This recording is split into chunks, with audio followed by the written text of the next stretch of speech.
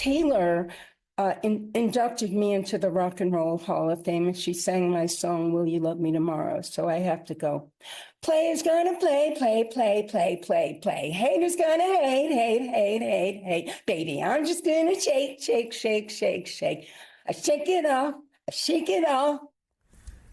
Delightful. And that was music legend and friend of Morning Joe, Carole King, covering some Taylor Swift, as you just heard, during a Swifties for Kamala fundraising call last night.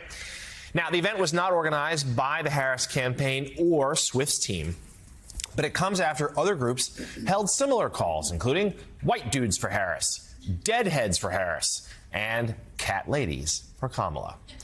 Proud Swiftie and Democratic Congressman Chris Deluzio of Pennsylvania was also on that call last night. He joins us now. Congressman, I will ask you not to sing, but we are grateful that you are here. Tell us just about this organizing effort and how it represents this sort of growing excitement on the grassroots level for the Democrats' new nominee.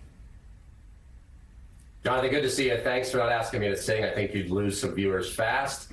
Look, the call was fun, but also serious. I mean, you had more than 30,000 folks come on, committed to doing some hard organizing work. There was a lot of fun. There was a lot of joy. And I think it tells you something about our politics. You got to meet folks where they are.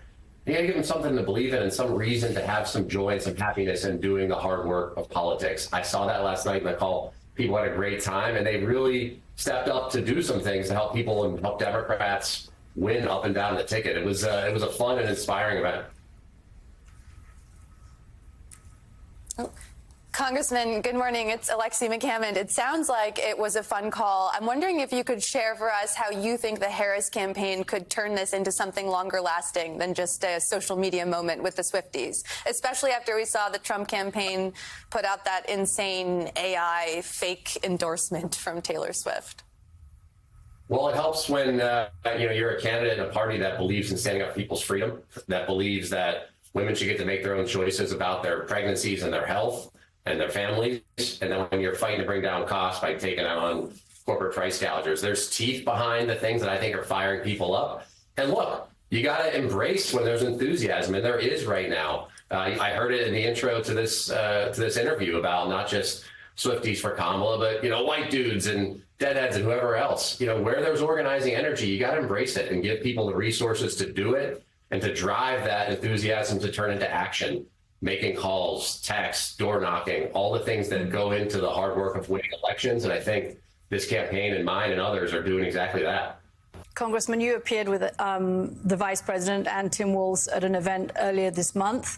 She's going to be back in Pennsylvania on Labor Day. I'm sure she'll be there again and again and again. When you speak to the Harris campaign, what's your advice to them about which parts of the state to target and how to reach people who aren't just in urban areas who may be leaning Democratic already? Well, I have the great privilege of representing Western Pennsylvania. I've been clear. I think they got to spend time in Western Pennsylvania. You saw them there about a week or so ago. And we were in the West Hills of Allegheny County and Beaver County.